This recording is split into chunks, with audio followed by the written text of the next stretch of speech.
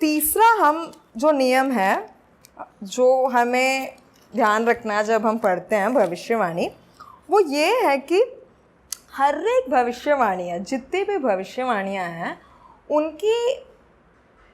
उनका पूरा होना एक ही बार में नहीं होता है।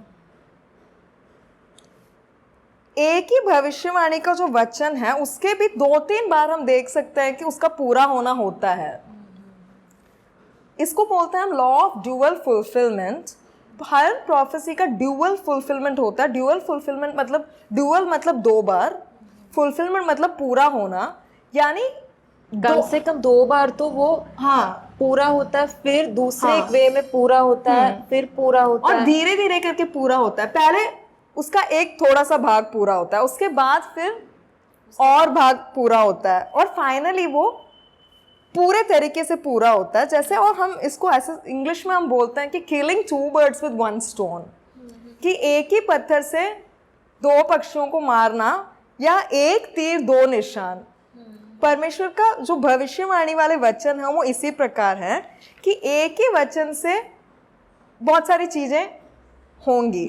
हम ऐसे समझ सकते हैं ना कि कोई कारीगर कोई चीज बनाते हैं तो कभी कभी वो एक कोटिंग नहीं देते हैं, वो एक वार्निश का एक कोटिंग, उसके बाद दूसरा कोटिंग, उसके बाद तीसरा कोटिंग। तो जब उसको निकालता है तो एक कोट निकल जाता है, फिर दूसरा कोट निकलता है, फिर उसके तीसरा कोट निकलता है, फिर वो पूरा मतलब अलग वेयर अलग होता है, लेयर्स हैं, और अलग अलग टाइम पे उनका पूरा होना होता है। तो ये है लॉ ऑफ ड्यूअल फुलफिलमेंट, जो है तीसरा नियम, जो हम जब हम पढ़ते हैं बाइबल प्रोफेसी को हम देख सकते हैं।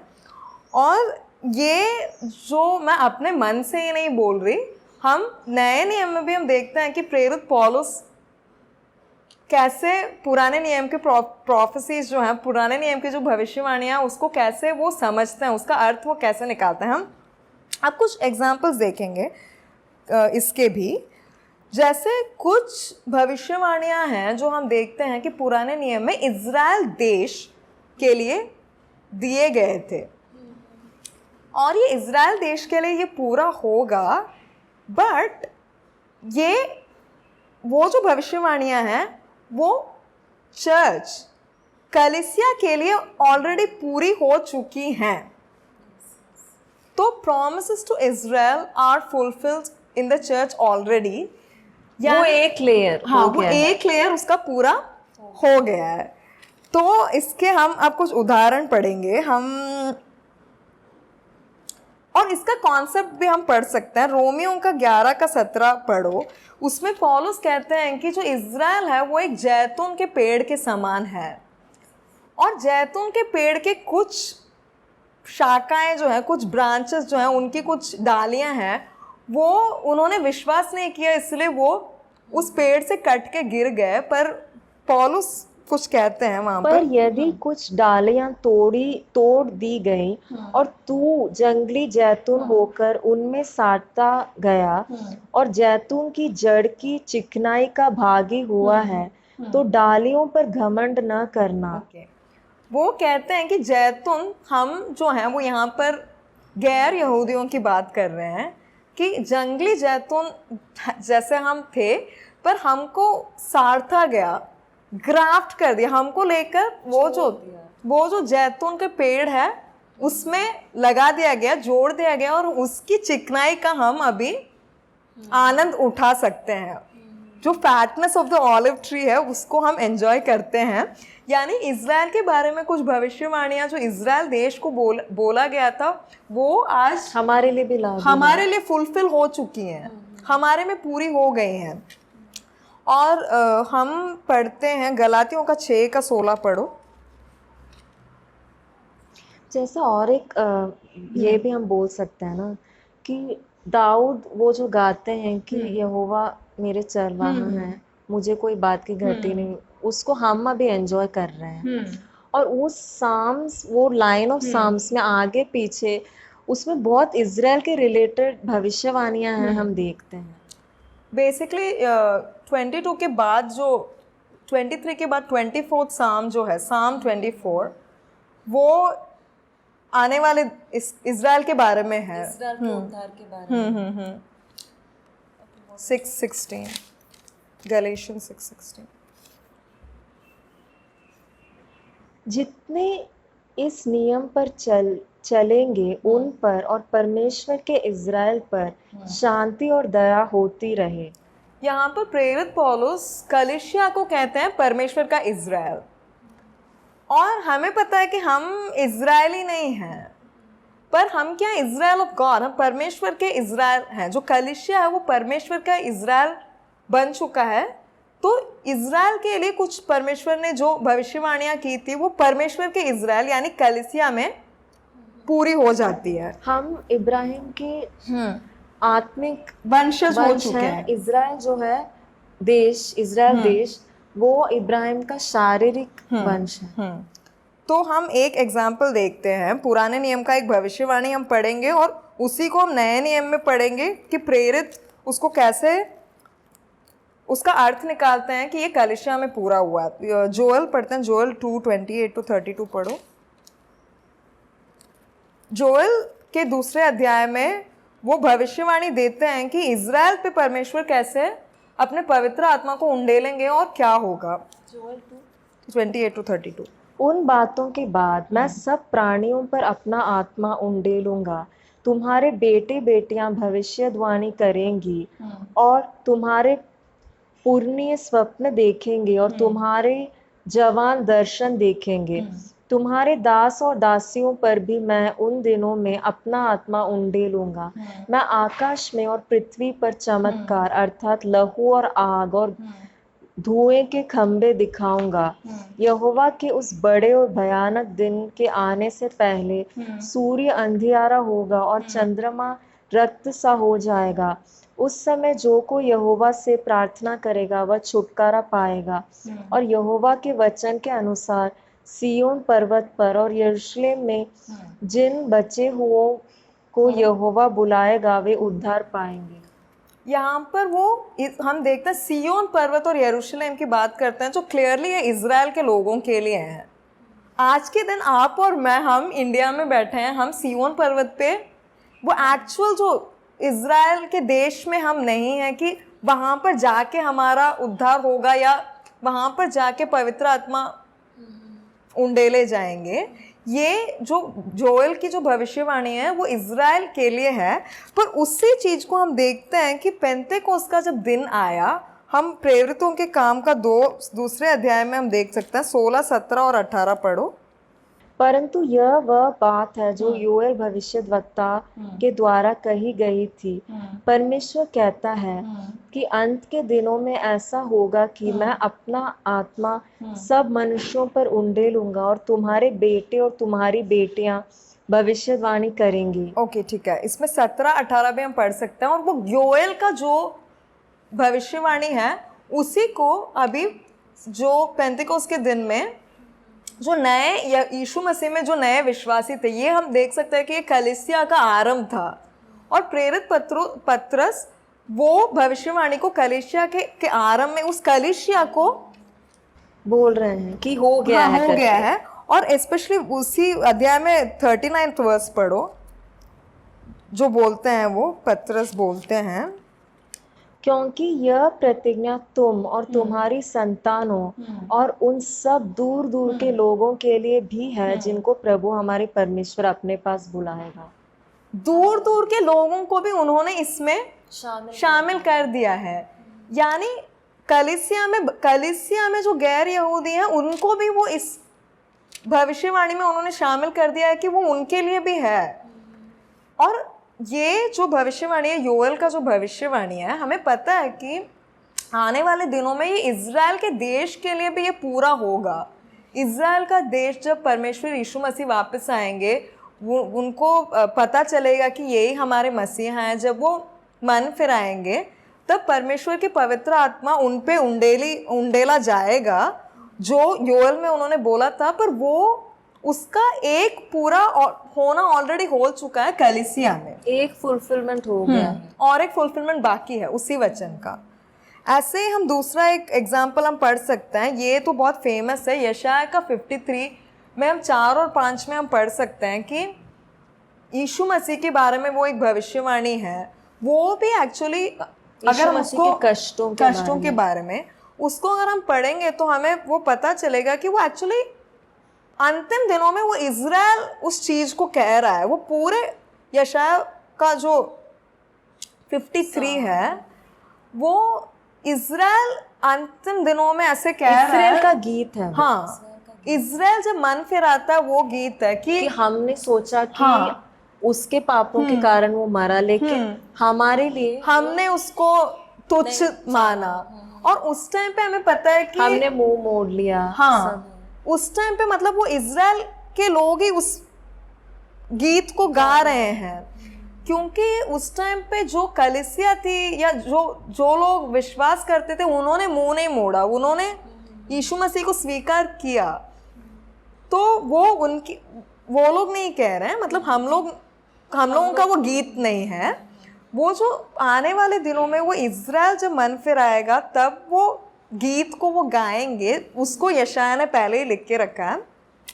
बट हम पहला पत्रस का दूसरे अध्याय में 24 1 पीटर 2:24 में पत्रस वो हमारे लिए कलीसिया के लिए उसी भविष्यवाणी को अप्लाई करते हैं। उसी भविष्यवाणी को हमारे लिए वो बोलते हैं कि हमारे ही वो पापों के कारण वो मरा और उसके कोड़े खाने से हम चंगे हो चुके हैं, और वो कलीसिया के लिए वो अप्लाई करते हैं। तो एक फुलफिलमेंट, फाइनल फुलफिलमेंट ये है कि इज़राइल के लिए वो पूरा हो जाएगा, पर उसके पहले ऑलरेडी हमारे लिए वो पूरा हो चुका, उनके कोड़े खाने से हम चंगे हो गए। और ये बहुत एक इंटरेस्टिंग बात है कि आप सोचो कि उस एक वचन को कितने ही लोगों ने लेके वो चंगाई को प्राप्त किया होगा। वो ये नहीं है कि वो एक बार पूरा हो गया तो वो हो गया। परमेश्वर का वचन जो है वो बहुत रिच है, रिच विद मीनिंग। मतलब वो मतलब से एकदम भारी है, उसमें कहीं गलत मतलब की मैं बात नहीं कर रही। जैसे हम पिछले बार भी बात कर रहे थे ना कि वो खीरा जैसा है, अलग अलग तरीके से शाइन करता है। उसमें हम एक समुद्र जैसा, उससे प्रकटीकरण और रेवलेशन हम पाते जा सकते हैं। हमको भी उस वर्स से चंगाई मिलेगा, इज़राइल भी वो वर्स को गाएगी। तो वो बहुत रिच है परमेश्वर का वचन। हम ऐसे जैसे हम एक नेचुरल बीज को हम देखते हैं ना, एक कुदरत में हम जब बीज बोते हैं तो उसमें से बहुत सारे फल आते हैं, पर परमेश्वर के वचन को हम ऐसे एक बीज जैसे समझ सकते हैं कि वो एक ही बीज आप 1000 बार भी बो वो हर बार फल लाएगा। या एक तीर जो बहुत सारे निशाने एक ही तीर से वो वापस जीवन है, वो एक ही तीर आप बार बार चला सकते हो, और एक बहुत सारे निशान को एक ही तीर से आप मार सकते हो। इस प्रकार है। जैसे सूरज से हम देखते हैं ना, पर लेकिन वो ठीक नहीं होगा। जैसे पर सूरज से यहाँ पे भी लाइट हमको मिलता है, दूसरे देशों में भी लाइट मिलता है, यहाँ पे भी बीज ग्रो हो रहा है सूरज की रोशनी के कारण, वहां पे भी हो रहा है। और एक एग्जाम्पल और एक हम पढ़ सकते हैं, इसी का उदाहरण हम पढ़ लेंगे। इज़ेकियल का 36 जो इज़राइल को स्पेसिफिकली कहा, इज़राइल को बोला गया है। इज़ेकियल 36:25-28 पढ़ लो। ये इज़राइल के लिए है जो पुराने नियम में भविष्यवाणी है। मैं तुम पर शुद्ध जल छिड़कूंगा और तुम शुद्ध हो जाओगे, और मैं तुमको तुम्हारी सारी अशुद्धता और मूर्तों से शुद्ध करूंगा। मैं तुमको नया मन दूंगा और तुम्हारे भीतर नई आत्मा उत्पन्न करूंगा, और तुम्हारी देह में से पत्थर का हृदय निकालकर तुमको मांस का हृदय दूंगा। मैं अपना आत्मा तुम्हारे भीतर देकर ऐसा करूंगा कि तुम मेरी विधियों पर चलोगे और मेरे नियमों को मानकर उनके अनुसार करोगे।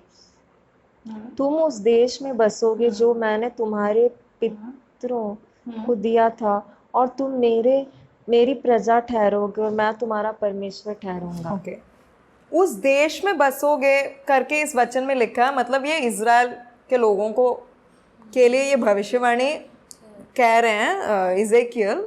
इसी सेम चीज़ को हम देख सकते हैं इब्रानियों के 8वें अध्याय में। हम जब पढ़ेंगे 10वें वचन में जब हम पढ़ेंगे, ये सेम चीज़ इब्रानियों के जो लेखक हैं वो कहते हैं कलीसिया के लिए। सेम चीज़ हम अभी पढ़ेंगे नहीं, उसको हम डिस्प्ले कर देंगे। बहुत फेमस। हाँ, तो डुअल फुलफिलमेंट का ये एक तरीका है कि इज़राइल के लिए जो है वो कलीसिया में पूरा होता है। दूसरा ऐसे ही है कि जो देशों के लिए हम देख सकते हैं कि इज़राइल के लिए परमेश्वर का प्लान ये था कि परमेश्वर इज़राइल को चुनेंगे और इज़राइल के द्वारा जो परमेश्वर का ज्ञान और परमेश्वर की महिमा देशों के लिए देश देश में फैल जाएगा। जैसे पूरा इज़राइल देश उद्धार पाएगा और उससे पूरे देश, सारे देश सारा और देश, सारे पूरा देश, मतलब इंडिया की अगर हम बात करेंगे तो पूरा इंडिया में कुछ कुछ लोग ऐसे नहीं है जैसे हम इंडियंस हैं हमने उद्धार पाया है, ऐसे नहीं है, बट पूरा देश, ऐसे पूरा इज़राइल का पूरा देश उद्धार पाएगा और इज़राइल का पूरा देश जो है और देशों को परमेश्वर का ज्ञान देगा और पूरे देश उद्धार पाएंगे। वो पूरा देश, इज़राइल का पूरा देश एक इवेंजलिस्ट के समान होगा। अभी ऐसा हुआ नहीं है। हम देख सकते हैं कि इज़राइल देश में भी जब शुरुआत में जब कलीसिया बना तो पूरा इज़राइल देश ने उद्धार नहीं पाया था। तब भी इज़राइल देश में कुछ इज़राइलियों ने परमेश्वर यीशु मसीह को स्वीकार किया और उनके द्वारा दूसरे देशों में भी सुसमाचार गया और दूसरे देशों में भी पूरे देश ने उद्धार पाए। देशों में से कुछ कुछ लोग उद्धार पाके आए। इसका जैसे हम एग्जाम्पल देखते हैं कि पुराने नियम में भविष्यवाणी दी गई थी और उसी को कैसे प्रेरितों ने अप्लाई किया। देशों की जब बात करते हैं, पुराने नियम में कहते हैं कि सारे देश देश के लोग यरूशलेम में आएंगे, सिय्योन पर्वत पे आके परमेश्वर यहोवा को उनकी स्तुति करेंगे, उनकी आराधना करेंगे। वो अभी पूरा हो चुका है कलीसिया में, जब देश देश के लोग हैं उनमें, मतलब एक भाग उसका पूरा हो चुका है। पढ़ते हैं वो, हम पढ़ लेंगे नया नियम का वो वचन हम पढ़ते हैं। प्रेरितों के काम 15 का 14 से 17 पढ़ो। याकूब उसमें वहाँ पर बात कर रहे हैं 14 से 17 प्रेरितों का काम। शमौन ने बताया कि परमेश्वर ने पहल अन्य जातियों पर कैसी कृपा दृष्टि की कि उनमें से अपने नाम के लिए एक लोग बना ले। इससे भविष्यद्वक्ताओं की बातें भी मिलती हैं, जैसा कि लिखा है, इसके बाद मैं फिर आकर दाऊद का गिरा हुआ डेरा उठाऊंगा और उसके खंडरों को फिर बनाऊंगा और उसे खड़ा करूंगा, इसलिए कि शेष मनुष्य अर्थात सब अन्य जाति जो मेरे नाम के कहलाते हैं प्रभु को ढूंढे। यह वही प्रभु कहता है जो जगत की उत्पत्ति से इन बातों को समाचार देता आया है।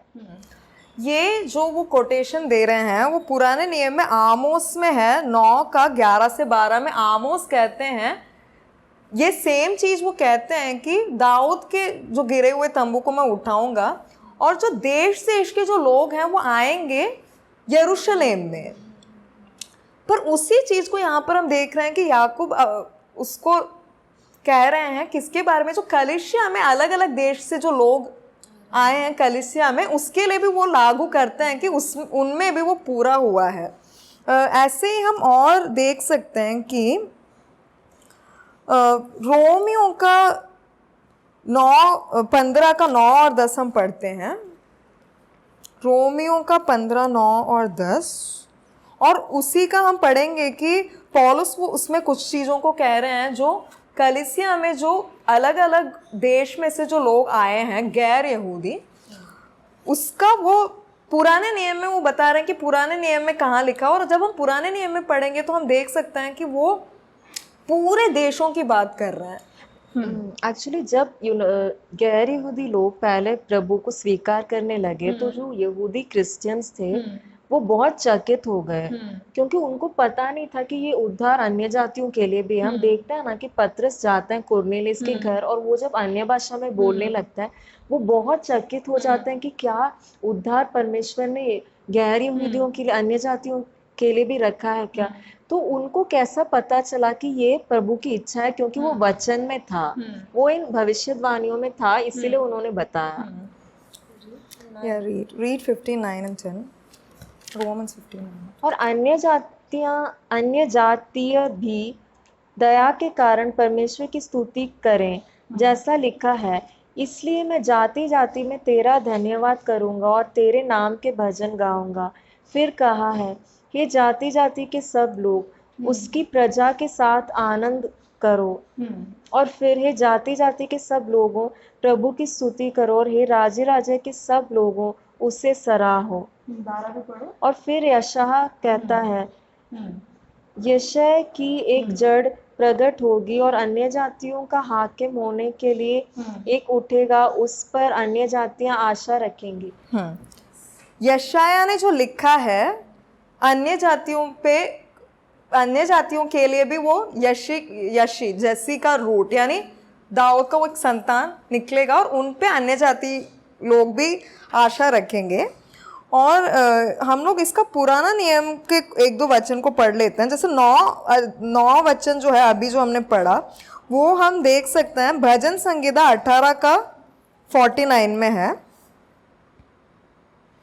ओके, वो वाला नहीं पढ़ते, उसके बाद वाला पढ़ते हैं, rejoice Gentiles with his people, यानी 10 वचन का जो पुराना नियम वाला हम पढ़ते हैं वो व्यवस्था विवरण 32 का 43 में है।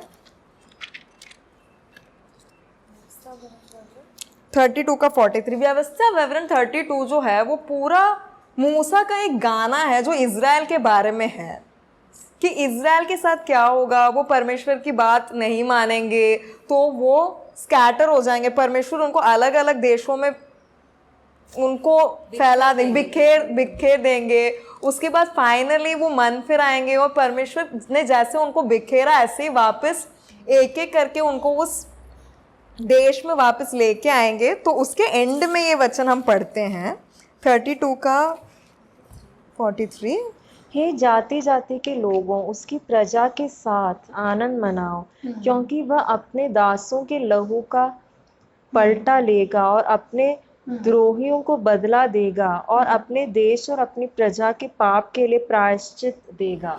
ये बेसिकली वो जो मूसा का जो गाना है उसका लास्ट लाइन है और वो कहते हैं कि जो जाति जाति के लोग जो हैं तुम भी आनंद उठाओ इनके साथ। और ये लास्ट अगर हम इसको पढ़ेंगे तो जो इज़राइल का उद्धार की यहाँ पर बात कर रहे हैं, जैसे मसीह विरोधी जेरूसलम पे वार करेगा, वो पूरा जेरूसलम को कब्जा करने की कोशिश करेगा, तब यीशु मसीह वापस आएंगे और उसको हरा देंगे। और उस टाइम पे यहाँ पर वो देख रहे हैं कि जो जाति जाति के लोग जो हैं वो भी शामिल हो जाएंगे इसमें और प्रायश्चित होगा यीशु मसीह। और उस लैंड उस जमीन जो है और परमेश्वर के लोग यानी जो इज़राइल के साथ वो भी आनंद उठाएंगे। और हमको पता है कि ये अभी नहीं हुआ, ये लास्ट में होगा आगे। पर प्रेरित पौलुस यहाँ पर जब रोम के कलीसिया को लिखते हैं तो वो कहते हैं कि जो अन्य जाति के लोग हैं वो भी अभी परमेश्वर के लोगों में शामिल हो गए हैं।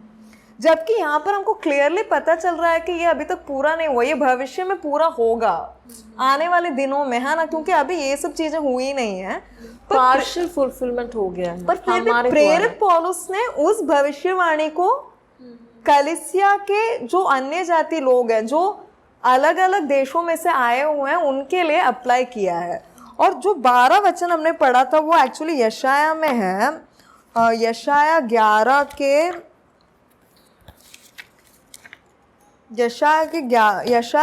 के 10 में।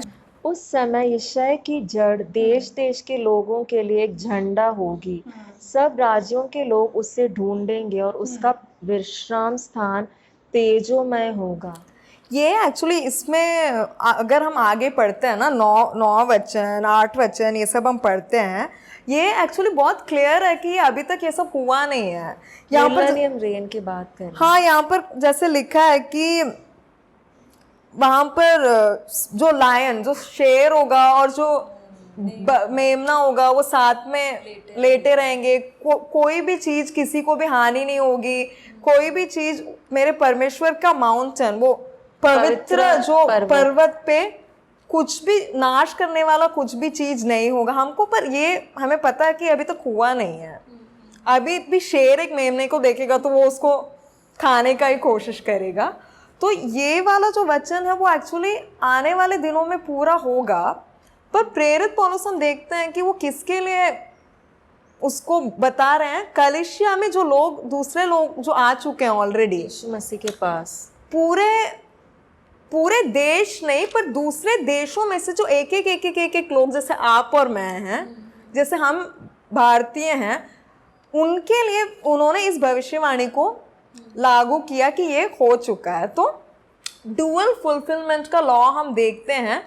तो हम जब पुराने नियम में हम भविष्यवाणियों को पढ़ेंगे, हमें ये ध्यान रखना है कि उसका सिर्फ एक ही फुलफिलमेंट नहीं है। जैसे, और स्पेशली हमें याद रखना है कि जो कुछ लोग बोलते हैं ना कि ओ ये सब बाद में होने वाला है, कि पवित्र आत्मा उंडेले जाएंगे पर बाद में, पर ऐसा नहीं है। हम देखते हैं कि यहाँ पर कलीसिया में ऑलरेडी वो पूरा हो चुका है। ऐसे ही बहुत सारी चीज़ों के बारे में हमें अभी, उसके लिए हमें विश्वास करना है। जाति जाति के लोग अभी यीशु मसीह के पास आएंगे, अभी भी परमेश्वर एक जिलावट को लाएंगे। और बहुत सारे लोग, ये नहीं है कि यीशु मसीह आने के बाद सब कुछ होगा, ऐसे सब नहीं है।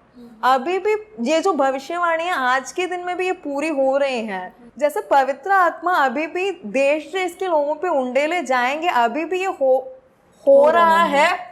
हमें एक्सपेक्टेशन रखना है कि ये भविष्यवाणी आज के दिनों में और भी, अभी आने वाले दिनों में और भी परमेश्वर इसको पूरा करेंगे। वो एक जो वचन है उसमें सामर्थ्य है आज के दिन में भी पूरा होने का, और वो आज के दिन के लिए है। तो हम जब इन चीज़ों को देखते हैं, हमें ये भविष्यवाणी है जो अभी पूरी हो रही है। ये नहीं है कि आने वाले दिनों में पूरा होगा या पेंतेकोस्त के दिन में पूरा हो चुका है, ऐसे नहीं है, अभी भी हो रहा है वो।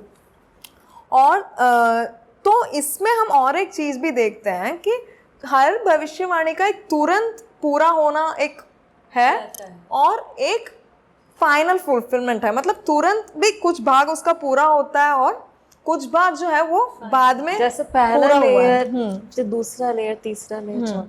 इसका एक्चुअली मैंने एग्जाम्पल्स कुछ लिख के रखे थे, बट अभी हमारे पास समय नहीं है। बट आई थिंक इससे भी आपको आइडिया लग गया होगा कि फुलफिलमेंट अलग अलग टाइम पे कैसे होता है। कि एक, जैसे एक एग्जाम्पल मैंने पहले भी दिया था कि यशाया ने एक आहाज राजा को एक भविष्यवाणी दी थी इम्मानुएल के बारे में। हम देखते हैं, एक यशाया भविष्यद्वक्ता ने एक भविष्यवाणी दी थी राजा आहाज को। हम उसको पढ़ सकते हैं यशाया का 6:14 में। अभी हम पढ़ेंगे नहीं, उसमें वो बहुत फेमस वर्स है, सबको पता है कि एक कुंवारी गर्भवती होगी और एक पुत्र को जन्म देगी और उसका नाम कहेगी इम्मानुएल। अब वहाँ पर जो कुम्हारी के लिए जो हिब्रू जो शब्द है वो है आल्मा करके एक शब्द है। अब उस शब्द का एक्चुअली 2 अर्थ हो सकता है। कुंवारी भी हो सकता है या एक जवान लड़की जो जरूरी नहीं है कि उसकी शादी हो चुकी है, या एक शादीशुदा जवान लड़की, पर जवान लड़की। शादीशुदा लड़की के लिए भी वो उसको यूज़ किया जा सकता है, बट वो जवान होगी। इसका जो तुरंत जो पूरा होना है वो एक्चुअली, अगर आगे हम पढ़ेंगे तो इसका बैकग्राउंड ये है कि यहूदा और इज़राइल अलग अलग हो चुके थे उस टाइम पे। 10 गोत्र जो हैं वो इज़राइल के साथ थे, और सिर्फ यहूदा और बेंजामिन जो हैं वो यहूदा करके अलग से, वो इज़राइल का देश 2 देशों में बट गया था सुलेमान के बाद, सुलेमान के बेटे के बाद। और उस टाइम पे जो इज़राइल के जो वो 10 कुल थे ना, वो और सीरिया का जो राजा, वो दोनों मिलकर उन्होंने प्लान किया था कि वो क्या करेंगे, यहूदा पे हमला करेंगे। और यहूदा का जो राजा था वो राजा आहाज था। तो यशाया उस टाइम पे जाते हैं और उसको कहते हैं कि तुम यहोवा पे भरोसा करो। उस टाइम पे राजा आहाज क्या करता है, असीरिया की ओर देखता है कि असीरिया के साथ वो एक बाचा बांधेगा और असीरिया आके उसको इज़राइल और सीरिया से बचा लेगा।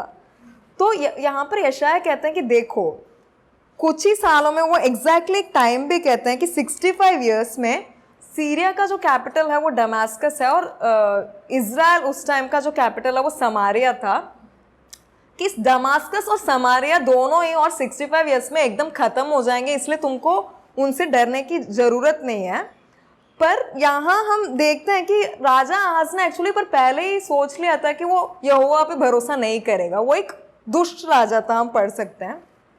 तो यशायाह ने उसको बोला कि देखो मैं ये जो भविष्यवाणी बोल रहा हूँ वो सच है, और अगर तुम परमेश्वर से एक चिन्ह मांगो और परमेश्वर तुमको एक चिन्ह देंगे और तुमको पता चलेगा कि मैं जो बोल रहा हूँ वही सच है।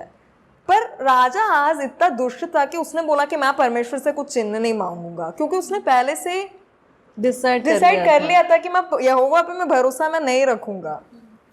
तो यहाँ यशायाह कहते हैं कि देखो तुम परमेश्वर को भी तुमने तो परेशान कर रखा है, पर परमेश्वर फिर भी तुम्हें एक चिन्ह देंगे और तुमको पता चल जाए कि मैंने जो ये भविष्यवाणी दी है वो परमेश्वर से ही है।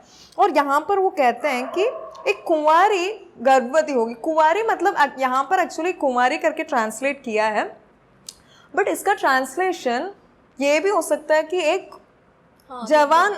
जवान लड़की।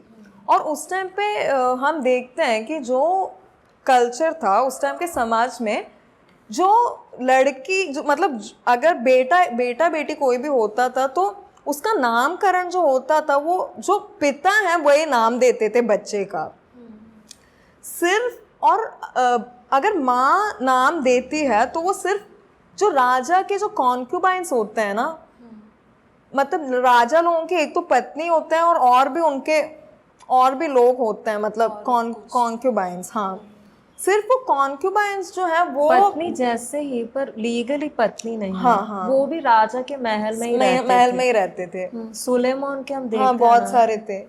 तो सिर्फ उनमें ऐसे होता था कि माँ बच्चे का नाम रखती थी। तो इस प्रोफेसी आइज़ाया का जो ये प्रोफेसी है उसका तुरंत एक पूरा होना ये था कि उनमें से उस राजा के जो पत्नियां हैं उनमें से एक जो लड़की है उसको एक बेटा होगा और वो नाम रखेगी उसका इम्मानुएल। यही चिन्ह था। हाँ, यही चिन्ह था। और जब आहाज को आके उसके जो कोर्ट में मतलब उसके दरबार में कोई आके जब उसको बोलेगा कि देखो तुम्हारा एक बेटा हुआ है और उसने उसका नाम रखा है इम्मानुएल, तो अब आहाज ने तो ये किसी को बताया नहीं होगा, और तो ये आहाज को पता चल जाएगा कि यशायाह ने ऐसे बोला था कि एक वो गर्भवती होगी और वो नाम रखेगी इम्मानुएल। तो आहाज को पता चल जाएगा कि जो यशायाह ने सीरिया और इज़राइल के बारे में बोला था वो भविष्यवाणी सही है। और इस भविष्यवाणी का तुरंत पूरा जो होना वो हम बाइबल में किसी रिकॉर्ड में हम पढ़ते नहीं हैं, बट इसका मतलब यही है। क्योंकि और उसके दूसरे वर्ष में ये भी लिखा है कि वो ये सब खाने लगेगा, वो दही खाने लगेगा, वो मम्मी पापा बोलेगा उसके पहले ये होगा, ऐसा कुछ है। वही है कि उसको वो सब पता होने से पहले ही तुम जिसके बारे में तुम डरे हुए हो, दमास्कस और समारिया के बारे में डरे हुए हो, वो दोनों एकदम ही नाश हो जाएंगे। क्योंकि वो तो यीशु मसीह का नहीं हुआ ना। यीशु मसीह ने दही खाया, उसके पहले ये सब कुछ इतिहास की घटनाएं नहीं घटी। तो इसके दो फुलफिलमेंट हैं। और दूसरा फुलफिलमेंट तो हम जानते ही हैं, बाद में यीशु मसीह जब आए तो और मरियम कुमारी थी तो वो उसका दूसरा बाद में पूरा होना वो वाला हुआ। तो ये हमने और एक नियम देखा कि डुअल फुलफिलमेंट। तो हमने 3 नियम पढ़े। एक क्या था कि जो छायाएं हैं, जो चित्र है, चित्र का मतलब नहीं बदलता। दूसरा क्या है, जो छायाएं हैं और जो चित्र हैं वो परफेक्ट नहीं है, सिद्धता यीशु मसीह में आती है। और तीसरा हमने ये पढ़ा कि जो भविष्यवाणी है उसका सिर्फ एक ही पूरा होना नहीं होता, बार बार वो पूरा होता है, जैसे एक तीर दो शिकार ऐसे होता है। तो ये मेन रूल्स यही हैं, और भी होंगे बहुत सारे, बट अगर आप पढ़ेंगे तो मेन इसी 3 रूल्स में हम सारे भविष्यवाणियों को समझ सकते हैं। जैसे मैंने एग्जाम्पल भी दिया कि नए नियम में जो प्रेरित हैं उन्होंने भी इसी तरीके से पुराने नियम के भविष्यवाणी को समझा। तो अभी हम प्रार्थना करेंगे। मैं आशा करती हूँ कि आपने कुछ नया सीखा और आपको क्लैरिटी मिलेगी जब आपके बाइबल में भविष्यवाणियों को पढ़ेंगे, और आगे हम इन्हीं रूल्स को अप्लाई करके इज़राइल के बारे में कुछ भविष्यवाणियों को पढ़ेंगे, कलीसिया के बारे में कुछ भविष्यवाणियों को पढ़ेंगे, और देशों के बारे में कुछ भविष्यवाणियों को पढ़ेंगे हम आने वाले दिनों में, और ये 3 स्टडीज़ हमने प्लान किया है, प्रभु की कृपा से हम उनको करेंगे। अभी हम प्रार्थना करते हैं। हालेलुया। पिता परमेश्वर, हम धन्यवाद करते हैं पिता, जो इन बातों के लिए हम धन्यवाद करते हैं पिता, जो ये भविष्यवाणियाँ हैं वो हमारे लिए बहुत ज़रूरी हैं, तेरे मकसद को समझने के लिए बहुत ज़रूरी हैं पिता। तेरे उद्धार के बारे में जानने के लिए तूने देशों के लिए क्या रखा है, तूने हमारे लिए क्या रखा है, यीशु मसीह को तूने कैसे प्रकट किया है, ये सब समझने के लिए इन भविष्यवाणियों को तूने दिया है पिता। तेरे आत्मा के द्वारा तूने इन बातों को समझाया है पिता। इसके लिए तेरे कलीसिया में एक इंटरेस्ट बढ़े, लोग इन बातों को जानने के लिए इंटरेस्ट रखें पिता, वो इन बातों को समझ पाएँ, उनके दिल में रोशनी चमके, जो भी अंधविश्वास हैं, जो भी वो समझ नहीं पाए हैं तेरे वचन के बारे में, जो भी फॉल्स डॉक्ट्रिन है, जो तेरे वचन के विरोध बातें हैं, वो इस सच्चाई को सुनकर वो बातें सब हट जाएं, वो सब पिघल जाएं। सूरज के सामने कैसे जो बर्फ़ है पिघल जाता है, वो सब पिघल जाए, वो अंधेरा सब हट जाए पिता। जिनको भी शरीर में और अपने जीवन में जो चिन्ह चमत्कार की ज़रूरत है, उनके लिए भी प्रार्थना करते हैं पिता। अभी तो उनको छू ले पिता, तेरी आत्मा की सामर्थ उन पे अभी उतरे। इन हम घोषणा करते हैं कि वो चंगे हो जाएं, उनकी सारी ज़रूरतें पूरी हो जाएं पिता। तेरी उपस्थिति को वो अभी महसूस करें, वो सभी अंधेरे को निकाल कर वो आगे बढ़ जाएं पिता। हम सबको तेरे हाथों में सौंप देते हैं, यीशु मसीह के नाम से मांगते हैं। देखने के लिए धन्यवाद। प्रभु आपको आशीष करे।